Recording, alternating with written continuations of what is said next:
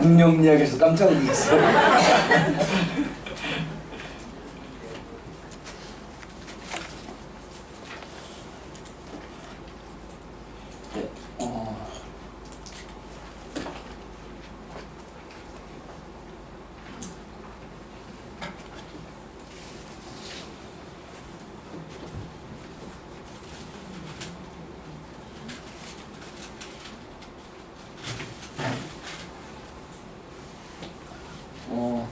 이 시간에는 선교의 역사와 도전에 대해서 말씀을 드리고자 합니다. 근대 선교는 어떻게 시작했을까요? 우리는 경건한 자라는 말을 좋아합니다. 저 자신 보면 뭐 경건한 것 같지 않은데 경건하다는 소리들은 왠지 좀 좋아하잖아요. 근데 경건하고 거룩하다, 경건한 자들의 특징이 있는데 이전에요. 우리 브레드린 모임의 특징이 무엇일까요? 여러 특징이 있겠습니다만 그 중에 하나가 이 시작 자체가 성경으로 돌아가자 했습니다. 성경으로 돌아왔으니까 당연히 성경 중심적이겠죠. 성경에 대해서 성경학자들이 정말 이 다른 교단에서도 존경하는 성경학자들이 우리 브레드린 모임에 많이 있습니다. 두 번째 특징 중에 하나가 선교입니다. 브레드린 모임의 특징 중에 하나가 선교를 정말 많이, 우리나라에도 우리는 제임스 형님, 메카프 형님만 알지만 사실 간접적으로 온 분들이 그 이전에도 이미 여러분들이 있어요. 이렇게 많이 전 세계에 선교를 우리 모임들을 통해서 하나님께 쓰셨는데, 근대 선교가 어떻게 시작됐냐면 경건한 자들의 공통점이었습니다. 그 당시 종교개혁 이후에 경건한 자들을 경건을 강조하는 두 그룹이 있었는데 그 중에 하나가 할레대학입니다. 독일의 할레대학. 그리고 그 모라비안 교도들이었어요. 모라비안 교도들. 이 할레대학과 그리고 모라비안 교도들이 선교 활동을 시작합니다. 왜냐하면 종교개혁 1517년 이후에 그 당시의 모토는 좋았어요. 정말 그 천년의 암흑기를, 중세 기독교의 암흑기를 끝내고 이제는 오직 성경이다. 그리고 오직 믿음, 오직 은혜. 종교개혁 때는 이거는 정말 혁명했어요. 목숨을 걸고 하는 기존, 그 당시만 해도 국가교회라는 국가교회. 나라가, 중세시대의 교회는 다 이제 국가교회입니다. 이 국가교회에서 이런 세 큰 이슈로 혁명적인 말로 이제 복음이 증거되고 성경으로 돌아가고, 이런 종교개혁의 구호들이 시간이 흐르니까요, 100년, 50년, 100년, 150년 흐르면서 다시 이제 희지부지 해가고 각각 이제 정말 그 분산돼서 힘이 없는 거예요. 그 처음에 했던 그런 순수성, 열정들이 식어지는 시기에 일명 교회사에 보면 경건주의 운동이라고 하는 역사가 시작되는데, 그 경건주의 운동의 두 핵심이 바로 할레대학과 모라비안 교도들이었습니다. 이들이 선교를 시작을 하게 됩니다. 그래서 어떻게 보면은 경건주의자들은 그들이 갖고 있는, 그들이 믿는 교회 진리로 우리는 경건하다고 말한 게 아니에요. 그들이 그런 교회 진리를 갖고 있었을 뿐만 아니라 그들은 그들의 삶에서 살았어요. 오늘날에도 우리가 생각해 볼 수 있습니다. 진정한 경건주의자가 누굴까요? 우리 교리가 옳다고, 다른 데는 잘못됐다고, 이런 우리 교리를 자랑하는 사람이 진정 경건주의자일까요? 아니면 그런 삶을 살아가는, 정말 부족하지만 그 말씀대로 우리가 갖고 있는 그 교회 진리대로 살아가려는 사람들이 아닐까요? 선교도 그렇게 시작됐습니다. 그 중에 모라비안 교도들은요, 이 구교와 신교 사이에서 이 30년 전쟁에 그냥 쫓겨다니던 그룹이었어요. 그런데 이런 곳에서 이 1732년부터 쭉 보세요. 수많은 나라에 1736년에는 남아프리카에, 1740년에 스리랑카에, 1740년에 중국에, 페르시아에, 정말 여러 나라에 이런 선교사들을 보냅니다. 이 모라비안 교도들의 선교의 특징은 교리가 아니라 삶이었어요. 어떤 구원받는 방법이 아니라 구원받은 자들의 삶이었어요. 우리는 이 선교에서 다시 한번 생각해야 됩니다. 우리가 1960년대, 70년대까지만 해도 한국교회에 복음이 분명하지 않았잖아요.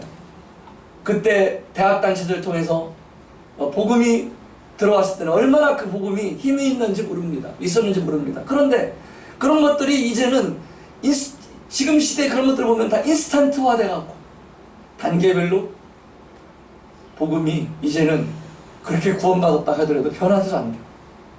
그런 시대에 살고 있습니다. 1732년부터 150년 동안 모라비안 사람들은 교리가 아니라 삶을 살았고요. 삶을 전했고요. 약 2158명의 선교사를 보냈습니다. 세계 선교사에서 정말 가장 쇼킹한 일일 거예요. 어떤 큰 교단도 아닌데 전 교인의 몇 퍼센트? 12분의 1. 12명이 한 명을 선교사로 파송한 거예요. 그들은 교육받지, 무슨 신학을 교육받은 그런 사람들은 아니었어요. 교육받지 못한 평신도들이었습니다. 그리고 어떤 후원을 의지하는 그런 후원 조직을 가입해서 후원을 의지하는 사람들은 아니었어요. 오직 하나님만 바라보고, 그래서 주로 자비랑 선교사로 일했습니다. 근대계 신교 선교의 아버지라 부르는 윌리엄 캐리도 바로 이 모라비안 교단으로부터 선교의 도전을 받게 되는 겁니다.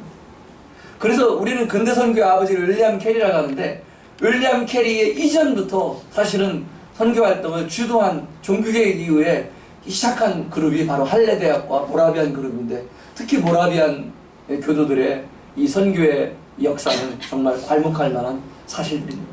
역사들입니다. 모라비안 교도들은 쫓겨 생활하는 사람들이었는데 그들의 삶을 보면서 감동을 받은 한 사람이 있었는데 바로 진젠돌프라는 백작이었어요. 이 흩어진 쫓겨다니는 모라비안 교도들이 자기 한 영주로서 진젠돌프 백작이 자기 영지에 와서 살 수 있도록 쉽게 해서 베이스 캠프가 돼준 거예요. 보호막이 돼줬고요. 그들의 지도자가 돼준 거예요. 이 진젠돌프라는 사람이 없었으면 모라비안 교도들이 이렇게 선교 활동을 할 수가 없었어요. 선교는요, 개별적으로 부르심도 중요하지만은 정말 어쩌면은 이런 정말 이런 것들을 제시해주고 이런 비전을 주고 이런 지도자가 굉장히 중요하다는 생각을 해봅니다. 그런데 쫓겨다닐 때는 그들이 그렇게 오직 선교를 위해서 삶을 살았는데 고난이 멈추고요. 그 영지에 이제 편안하잖아요. 이제는 점점점 자기 땅도 분할받고 자기 주거지도 이제 확정되고 단체 생활에서 점점점 이제는 개인 생활화되고, 그리고 진젠돌프가 죽은 뒤에 이 슈팡 앤버그라는 그 감독이 그 지도자 자리를 계승합니다. 그 이후에는 그들의 모라비안 성도들의 삶의 수준은 올라가는데 그들의 신앙의 삶은 떨어집니다. 저희는 어쩌면 우리의 부유함들이, 우리의 평안함들이 선교의 가장 큰 장애 요인인지 모릅니다. 또 복음이 확장되는데 가장 큰 장애 요인인지 모르겠습니다. 그리고 정말 부유해지고 정착되어지니까 점점점 예전 같은 이젠 핍박도 사라지고요. 그 진젠돌프 백작이 딱 보호막을 쳐주니까 더 이상 신규와 구규의 갈등 속에서 더 이상 이규도 취급 안 받고, 그런데 그 신앙의 순수성을 잃고 지도층은 영적이라기보다는 민주적이 되었고 20세기 들어서는 안타깝게 그들의 영향력이 대부분 상실합니다. 그리고 더 이상 20세기 이후에는 모라비안 교도들의 선교가 등장하지 않습니다. 그렇게 수많은 2000명 넘는 사람들을 하나님께 쓰셨는데 그 대가 끊겼다는 거예요. 기독교는 피를 먹고 자란다는 말을 합니다. 정말 고난은 선교를 못하는 그 요인이 아니라 고난은 언제나 선교를 독려했습니다. 예루살렘의 스데반의 핍박 때도 그랬고, 로마 10대 10명의 황제들의 핍박 시대에도 그랬고, 저희는 어떤 시스템을 갖추면은 잘할 거라고 생각합니다. 저희가 막 교육받고 시스템을 갖추고 무엇을 인정받고 잘할 수 있을지도 모릅니다. 그런데 안타깝게도 조심해야 되는 것은 오히려 우리의 순수성을 잃어버리고 그 영적인 힘을 잃어버릴 수 있는 그런 것들이 역사에서 말해주고 있습니다. 그리고 우리가 점점 부유해질수록, 그리고 그 지도자가 얼마나 중요한가, 그런 비전을 제시해주고 한 명의 신진들프 그 백작의 그 지도력이 사라졌을 때 그 모라비안 교도들의 역사가 이 땅에서 사라지는 것을 볼 수 있습니다. 윌리엄 캐리는 어제 제가 가정사역에서 연약한 부분도 말씀드렸습니다만, 또 그는 어쨌든 정말 훌륭한 이런 근대 선교사의 아버지 같은, 정말 1791년에 처음으로 이제 인도에 나가서 그런 더 체계적인 근대적인 선교를 한 선교사입니다. 윌리엄 캐리 이야기를 잘 아실 거예요. 윌리엄 캐리 구두수선공 뭐 많이 알려져 있잖아요. 제가 그 선교사의 어려움을 이야기하면서 그 아내 도로시 이야기를 했죠. 그 아내 도로시는 정신병을 앓고 결국은 51세 나이에 세상을 떠났다. 그래서 윌리엄 캐리가 날마다 방에 서재에 앉아서 성경을 번역하는 기간 아내는 갇혀 살았고 열쇠를 잠궜다고 그래요. 그래서 소리 지르 거치르다가 발로 열쇠를 차고 나오면은 그 윌리엄 캐리의 서재에 가서 그 번역해놓은 원고들을 다 집어던졌다고 그래요. 성경을 집어던지고. 그런, 어쩌면은 윌리엄 캐리의 그 왜 그랬을까 하는 생각도 들면 한편으로는 그 희생과 헌신 앞에 저희는 정말 동의하지 않을 수가 없습니다. 그런데 윌리엄 캐리는 7년 동안에 단 한 사람도 구령하지 못했다고 합니다.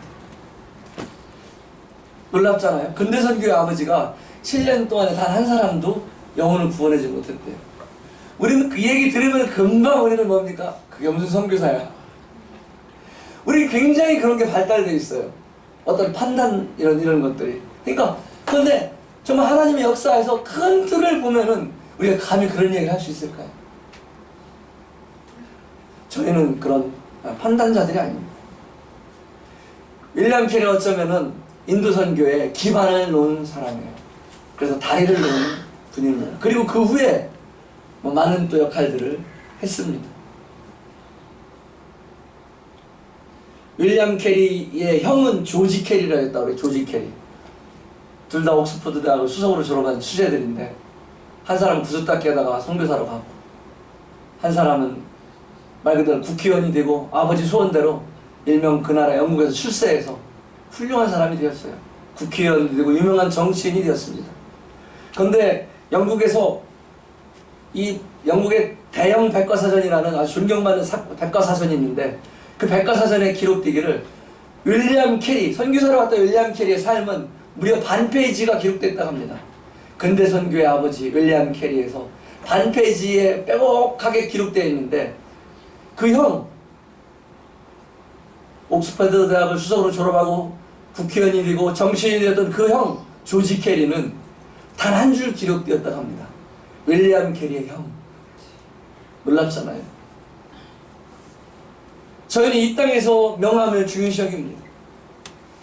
전 이 사건을 통해서 주님 나라에서 우리의 명함이 어떻게 기록될까? 우리가 그토록 소중히 여기는 것들, 그것들이 주님 나라에 어떻게 기록될까? 이 대형 백과사전에 그렇게 출세한 삶을 살았던 윌리엄 캐리의 형 조지 캐리는 윌리엄 캐리의 형 단 한 줄 그렇게 짧게 기록되었다고 해요. 그런데 정말 그 윌리엄 캐리가 선교 나간다 할 때 그 아버지는 미쳤다고 그래. 미쳤다고. 너 미친 거 아니야. 그런데 무려 반 페이지에 기록됐다고 합니다. 우리는 이 땅에 살아가는 자유 가운데 살아갑니다. 누구도 우리는 가정적인 것, 개인적인 것, 그런 것들에 우리는 물어보지도 않고 타치하지도 않고 개인적으로 우리는 결정하고 우리는 선택해서 우리는 그 길을 살아갑니다. 오늘날 시대에 누구도 관여하지 않습니다. 그런데 우리의 삶이 훗날 결산되어질 때 우리의 삶은 어떻게 기록되어 있을까요? 우리가 그토록 마음 앞에 했던 것. 청년들도 잘 생각해 보세요. 우리가 이제 뭐 임용에 뭐에 이제 3번 떨어지고 4번 떨어지고 그토록 아파하고 힘들어했던 것들. 훗날 주님 나라에 가면 그런 것들이 기록될까요?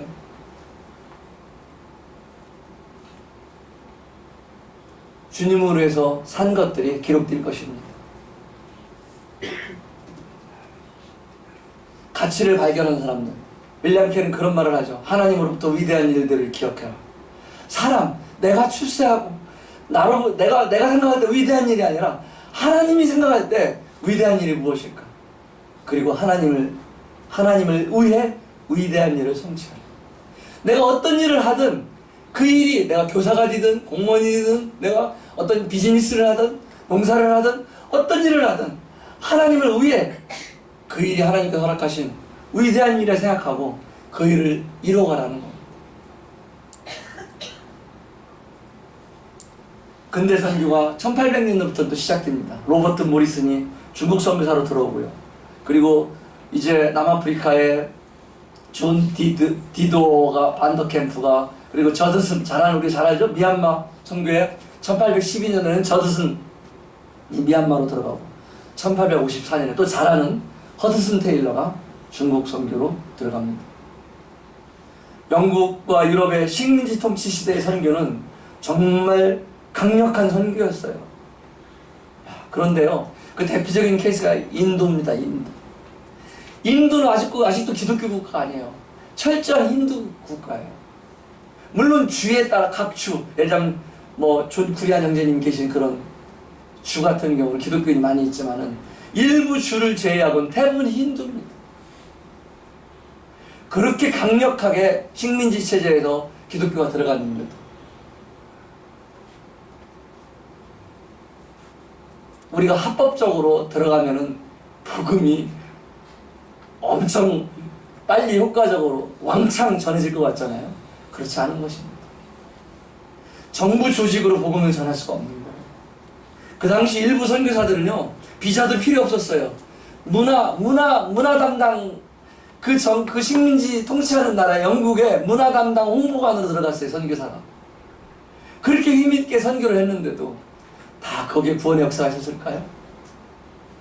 그 당시에 받아들인 인도에서요, 그 당시 영국의 식민지 통치 때 받아들인 사람들은 대부분 천민들이었어요. 가난한 사람, 천민들. 근데 그들은 이 브레드 크리스찬이었어요. 그러니까 그들이 재생산이 안 되는 거예요. 물론 그것이 다가 아닙니다만은. 그래서 그렇게 강력하게 오랫동안 영국의 식민지 통치를 통해서 그 인도를 선교했는데도 오늘날 인도가 변함없이 힌두 국가입니다. 어떤 정부 조직으로 우리는 생각할 때 어떤 정부 조직으로 하면은 엄청나게 힘있게 전할 수 있겠다 생각하는데 선교는 그런 것 같지 않습니다.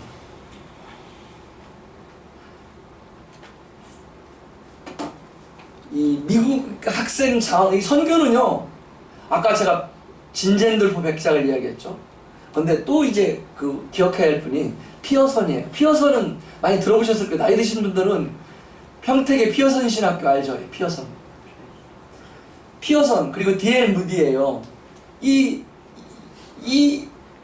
영국의 선교의 축이 영국에 있을 때 미국으로 옮겨졌는데 그 미국에서 가장 큰 선교의 무브먼트, 선교의 운동이 일어난 것이 바로 학생 자원 운동이에요.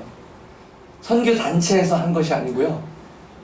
교회 연합으로 행사한 게 아니고 학생들이 처음에는 건축더미에서 기도하는 대학생들에 의해서, 그리고 이런 대학생 여름 수양회에서 1886년에 미국 헐문산 학교에서 대학생 여름 수양회에서 251명 학생 대표들이 참석해서 그때 그 중에 참석했던 251명 중에 100명이 선교사로 헌신합니다. 이것이 선교 역사가 영국에서 미국으로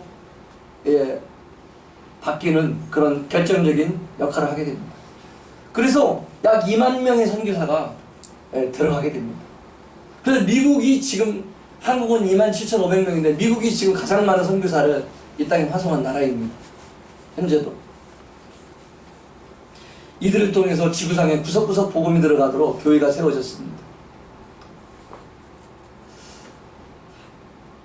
한국에 온 많은 선교사들도 이 미국의 학생자원운동에 영향을 받은 선교사들입니다.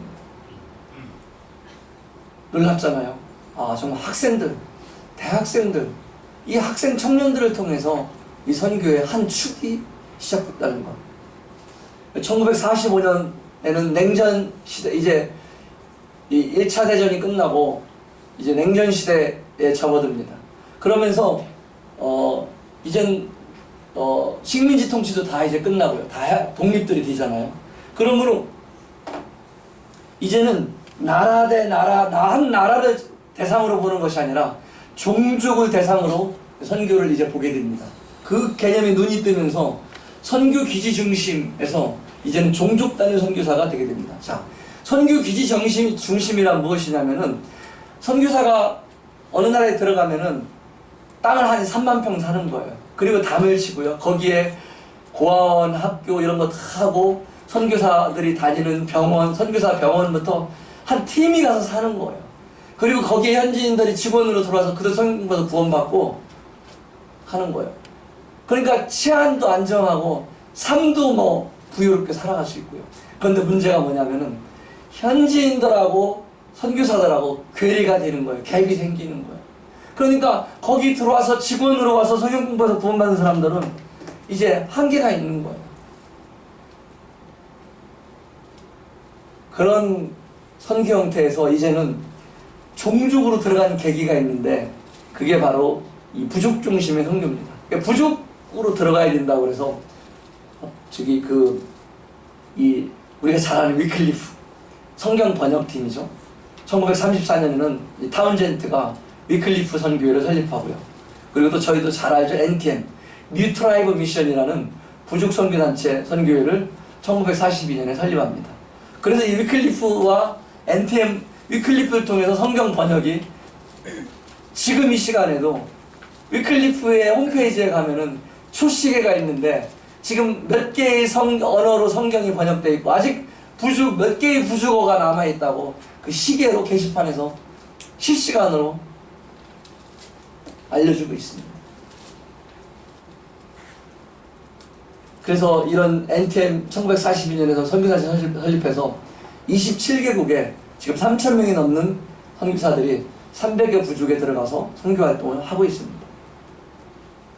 또 선교 전략들도 이제는 토착화, 상황화 이런 것들을 통해서 이제 선교사들이 담을 쌓고 사는 것이 아니라 선교사들이 어떻게 또 선교사들이 계속 보습을 하는 것이 아니라 어떻게 현지인들 문화 속으로 들어가서 그들의 문화를 배우며 또 그들에게 복음을 전하고 그들에게 리더십을 인계하고 나오는지 이런 부분들이 토착화와 상황합니다. 제가 이 부분을 하나 말씀드려 볼까요? 우리가 예수님 앞에 신약성경에 보면 예수님 앞에 세리와 누가 찾아오죠? 바리새인이 찾아옵니다. 그 바리새인은 자기 잘난 척만 하잖아요. 나는 뭐하고 금식하고 뭐하고 근데 세리가 어떻게 했습니까? 가슴을 치며 뭐 했어요? 가슴을 치면서 통곡했어요. 나는 죄인이고. 그런데 한국 성경에 가슴을 치며 이렇게 했는데 우리는 또 가슴을 치는 게 뭐예요? 한탄하는 거잖아요. 근데 아프리카는 가슴을 치는 게 뭐냐면은 나는 짱이야. 나는 보스라는 거예요. 왜 킹콩 영화 보면 이렇게 하는 것처럼 아프리카에서 이렇게 친다는 얘기면은 나는 대단한 사람. 나는 이거다, 이거 넘버원. 이게 이 표시예요. 근데 이 성경을 그대로 번역하면 아프리카에 가서 왜 도대체 세리가 나는 짱이라고 계속 이게 문화를 모르면은 복음의 내용이 제대로 전달되지 않는 거예요. 그러니까 제가 이번에 올 초에 그 남아공에 갔을 때 물어봤어요. 직접 이 선교학자들이 이야기인지 실제 이야기인지. 근데 맞대요. 그럼 도대체 어떻게 알았냐 이 말씀을 그랬더니 선교사들이 말하는 눈치가 보니까 이거 눈치는 통일하는 건데 여기를 쳐서 자기들 이해를 못했다. 아프리카에서 여기를 쳐야 되는 거야. 아, 이런 바보 같은 놈. 아, 나는 정말 잘못했어요. 이렇게 쳐야 되는데 여기 이렇게 치니까 나는 짱이다. 이렇게 가면서 회개하는 거야. 이게 회개가 됩니까? 안 되죠. 이런 것들이 토착화 상황이에요. 문화라는 것은 옷이에요. 옷. 복음만 전달되는데 복음을 싸고 있는 문화가 있어요. 한국 문화, 서열 문화, 나이 문화, 지역 문화, 군대 문화. 이런 이 보따리째 가져가는 거예요. 선교지. 그러니까 각 선교지별로 안 맞는 거죠. 제가 말씀드렸죠? 형님도 지금 끄덕끄덕 하시는데 네팔에서는 이해하면 어떡한다고요?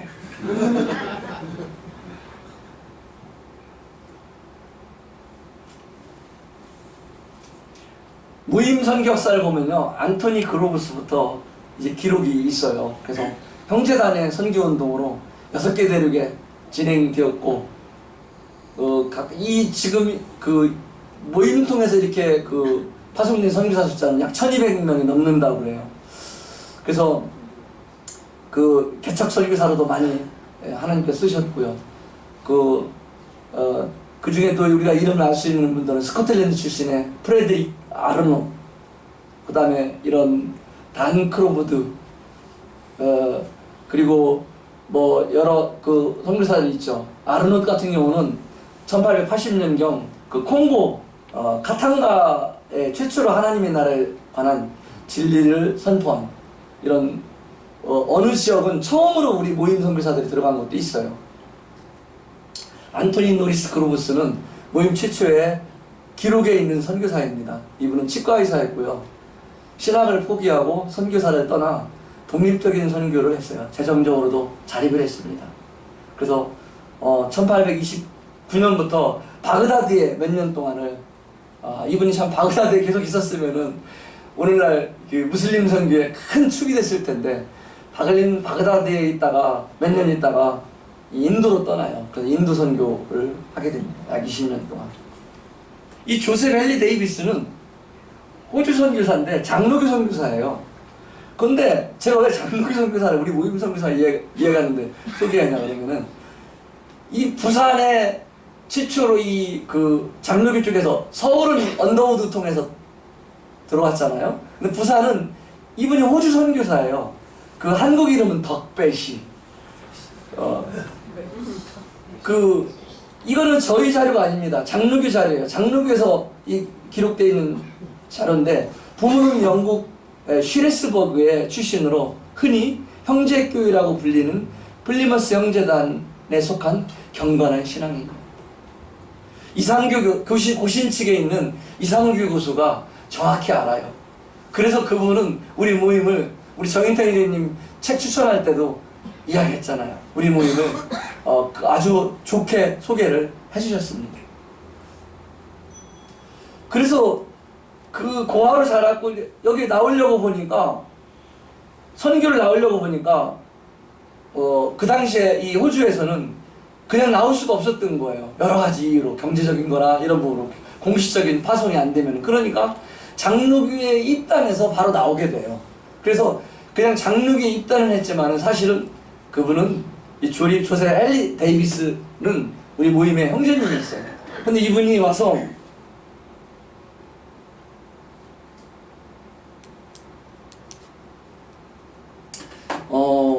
1890년에 그 3월 14일에 누나 메리만 서울에 남겨두고 어학선생과 하인 그리고 매서는 뭐냐면은 이 글을 옮겨 적고 번역하고 이런 문서 관리하는 사람이에요. 매서와 약간의 약품을 준비해서 서울에서 한 3개월 있다가 한국을 이제 부산을 온 거예요. 그래서 우리나라 전체를 보기 위해서 부산을 갔는데 어떻게 갔냐면 서울을 떠나 수원, 공주, 남원이 나옵니다. 남원을 들렸어요. 제가 남원 온다고 남원 일부러 넣은 게 아니고 이건 장로교사에 나와 있는 얘기입니다. 남원을 거쳐 하동까지 갔고 다시 부산으로 향하였다. 약 20일간 여행을 마치고 1980년 4월 4일 부산에 도착하였으나 과로로 폐렴 천연두에 감염이 되어 4월 5일 사망했다. 4월 4일에 도착해서 그 다음날 사망했어요. 이 일을 통해서 호주 장로교회에서 계속해서 부산으로 보내게 됩니다. 선교사들을. 그래서 이때부터 1941년 2차 세계대전이 반발로 선교부가 철수할 때까지 무려 몇 명이요? 78명의 선교사를 부산 지역에 보냈다고 합니다. 이거는 선교 역사예요. 그래서 이상규 교수가 그걸 정확히 아는 거예요. 이 장로교회 서울 쪽은 언더우드나 이쪽에서 왔지만은 이쪽은 처음 시작한 선교사는 이 모임의 브래들린 모임의 형제였다. 이 책은 이상규 교수의 호주 장로교회 첫 선교사 데이비스라는 이 책에 기록된 내용들입니다. 짐 엘리엇은 잘 아시죠? 오래되지 않은 이런 참 선교사들 보면은요 경력도 대단해요. 시카고에 위치한 복음주의 기독교 학교인 휘튼 대학을 수석으로 졸업했다. 엘리트로 브래들린 모임의 형제였다. 이 아우카죽에 들어가서 복음을 전하기로 했는데 짐 엘리엇과 4명의 선교사들이 아우카죽에 복음을 전하기 위해 헬리콥터를 타고 에콰도르 동쪽에 있는 프라라이 강가에 착륙해서 5일째 모두 살해되었다. 모두 총을 사용하지 않고 죽었다. 라이프지에는 그렇게 기록됐다고 그래요. 이 무슨 불필요한 낭비인가? 이 얼마나 인적 낭비인가? 물적 낭비인가라고 비난했다고 그래요. 선교를. 그런데 이 사건을 통해서 아내가 간호사로 짐 엘리엇 아내가 다시 간호사로 다시 아우카죽에 들어가서 병자를 섬겼다고 그래요. 귀국을 앞두고 있는데 추장이 도대체 당신은 외국의 서양 여자가 여기 와서 왜 우리를 이렇게 섬기느냐 그랬더니 5년 전에 죽은 자가 바로 내 남편이었다. 이것은 어느 정도 각색되어 있는지 모르겠어요. 그런데 그런 말을 하고서 이 사건을 계기로 아우카죽들이 깜짝 놀랐다는 거예요. 그래서 우리 아우카죽은 다 예수님 믿는다. 그리고 그 남편을 죽였던 장본인이었던 키모라는 아우카죽의 부족 키모라는 사람은 부족 최초로 목사가 되었다고 합니다. 그리고 36년이 지난 1992년에 순교했던 현장에서 아우카죽 부족으로 번역된 신약성경이 번역이 완성돼서 그들에게 전달하는 봉헌 예배가 드려졌습니다.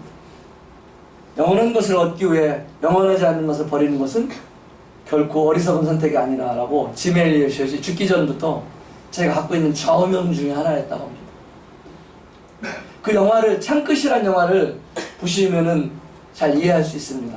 그래서 우리 청년 학생들은 유튜브 잘하니까 창끝이면 나와요. 다 한글 자막까지 나오니까. 그래서 그들이 이 창을 공격하는데 총이 있었는데 손에 총을 쥐고 있었어도 쏘질 않은 거예요. 왜냐하면은 자기들이 총을 쏘면은 복음이 안 들어가잖아요. 그래서 다 동료들이 순교했는데 그 5명 중에 2명인가 3명이 아마 브래들린 모임에 짐 엘리엇을 포함해서 우리 형제들이었다고 합니다. 한국에 들어온 선교사는 1984년에 알렌 이 의류 선교사로 처음 들어오죠. 그래서 그 당시에 갑신정변이 나면서 우파했던 민영익이 부상을 입으면서 알렌에 의해서 상처 치료를 받고 고종에게 추천합니다. 그리고 강혜연을 병원으로 하사받게 됩니다. 이런 선교사들의 묘지가요 양화진에 있습니다. 저는 네팔에 매년 지금 15년째 비전 캠프를 통해서 약 25명의 청년들이 네팔에 단기 선교를 하는데 1월 달에 2주 동안 단기 선교를 마치고 오면은 그 다음 프로그램이 뭐냐면 한국에 와서 양화진을 방문하는 거예요. 양화진에 방문하면은 그 묘비들이 쭉 있는데 뭐 언더우드 이런 유명한 선교사들 많이 있는 것이 아니라 제가 가장 눈길이 가는 곳은, 제 마음이 가장 아픈 곳은 그 수많은 요거만 하얀색 묘비가 있는데 언제 태어나서 언제 죽은 날짜를 기록하는데 태어난 지 1년이 안 돼서 죽은 아이들이 질비해요. 선교사 자녀들이에요. 그래서 부모들이 얼마나 가슴이 쓰였을까. 저는 그 돌아보면은 제가 그 아이 한 명 있다고 했잖아요. 지환이. 이 녀석을 초등학교 5학년 때 가서 학교 입학을 시키고요. 학교가 얼마나 더럽고 그 학교를 가는 그 포장이 안 돼 있으니까 비가 와갖고 한 15cm, 20cm가 빠지는 거예요. 그래서 다리를 걷고 신발을 들고 이렇게 해서 입학을 하고, 화장실을 보니까 더러워서 그 냄새가 얼마나 심한지, 얘가 과연 여기서 학교 생활을 할까? 이 입학 수속을 받고 나오는데요, 제가 발에 발걸음이 안 떨어지는 거예요. 이 녀석 어떻게 여기서 살아갈 수 있을까? 이 자녀들에 대해서 선교사들은요, 부모들은 선교사가 못 먹고 선교사가 힘든 거 어려운 거 다 견딜 수 있어요. 근데 자녀에 대해서는 차라리 내가 아프고 싶고요, 내가 고통받지 자녀한테 주고 싶지 않잖아요. 그런데 그 자녀들, 선교사로 가서 자녀들이 1년이 안 돼서 죽었기 때문에 그 묘비들이 즐비한 거에 양아지는 합니다. 발걸음이 떨어지지 않는 거예요. 그걸 보면서 저도 선교를 해본 선교사로서 그냥 젊은 초등학생들은 막 그냥 이렇게 쭉쭉 지나가지만, 저는 지나가면서 야, 그들의 마음이 생각나는 거예요. 얼마나 아팠을까. 여러분, 시간이 있으면 청년 학생들은 양화진에 한번 가보셨으면 좋겠어요. 양화진. 1900 이렇게 한국 문호가 열리고요. 그전에는 우리 선교지가 핍박받는다 하지만은 우리도 외국 선교사에 들어오면은 목을 친 나라예요. 그런 나라가 한 사건을 통해서 고종 황제 때 이런 알렌이 들어오고 선교의 문이 열린 지가 얼마 되지 않았습니다. 그리고 바로 언더우드가 들어오고 교육을 시작하고 이화학당, 연세학당, 한국 근대 의료원, 그리고 의료시설, 그리고 학교시설이 사실 선교사에 시작했습니다. 여러분, 조금만 눈여겨보시면은 대전에도, 부산에도, 광주에도 수많은 선교사들이 세운 학교들이 아직도 남아있습니다. 그들이 기독교 정신은 100년이 흐르면서 120년이 흐르면서 기독교 정신은 점점점 퇴색해가고 있지만은 그렇게 시작한 나라예요, 이 나라. 우리 모임에는 1960년 10월에 맥카피 형님이 들어오십니다. 이분은 처음에는 그 선교사로 들어오신 분은 아니에요. 처음에 이제 홀트를 통해서 감리사로 들어오셨다가 나중에 이제 다시 선교사로 들어오시게 되죠. 그리고 1962년에는 호주 출신인 미국 이민자인 에드워드 제임스, 일명 제임스 할아버지가 들어오십니다. 그 이후에 계속해서 월버트 컥 형제님도 들어오시고요. 그 다음에 워런 더남, 찰스 와이자, 윌리엄 룰러, 그 다음에 이수원 형제님, 네이스 원더. 예, 이수원 형제님 본명 아무도 모르시죠? 그래서 나 이수원이에요 이래서 네이스 원더. 그 형님한테 네이스 원더라는 이름을 기억하고 한번 불러봐 보세요. 그 형님은 눈물이 뚝뚝 흘릴지도 몰라요. 예, 네이스 원더. 한국 선교사들은 이런 나라에서 우리 한국 교회가 시작됐습니다. 2006년에 14,000명,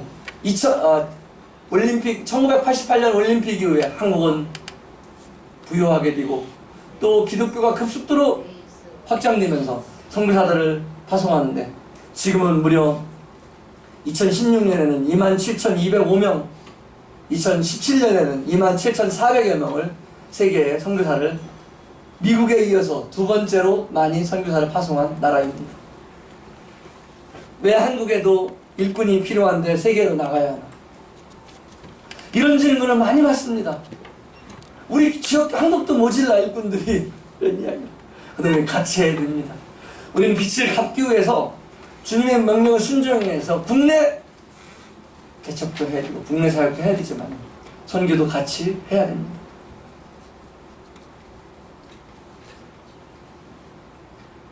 한국 모임도 1992년 김선영님 파송 기준으로 해서 처음 선교사로 나가고요.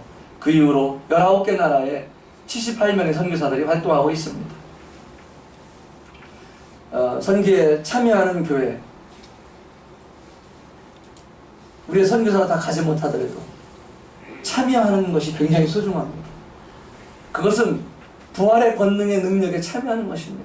우리가 부활을 이론적으로만 아는 것이 아니라 정말 예수님 다시 오는 것을 그냥 이론적으로만 기다리는 거 아니라 복음을 전하고 선교를 하면은, 복음을 전하는 일에 참여하면은 주님을 기다리게 되고요. 복음을 전하는 일에 참여하게 되면은 부활의 권능, 주님의 능력을 우리가 경험하게 됩니다. 그렇지 않으면 우리 삶이 없으면은 우리는 지치고 이 땅에서 정말 힘든 삶을 살아갈 수밖에 없어요. 그것이 우리가 선교를 참여해야 하는 이유입니다. 제가 선교사라고 해서 선교를 강조하는 것만이 아닙니다. 은혜에 참여하는 것입니다. 진짜로 복음을 전하고 선교에 참여하면요, 하나님의 은혜가 또 무엇인지 알게 됩니다. 그리고 그 영광에 참여하는 것입니다.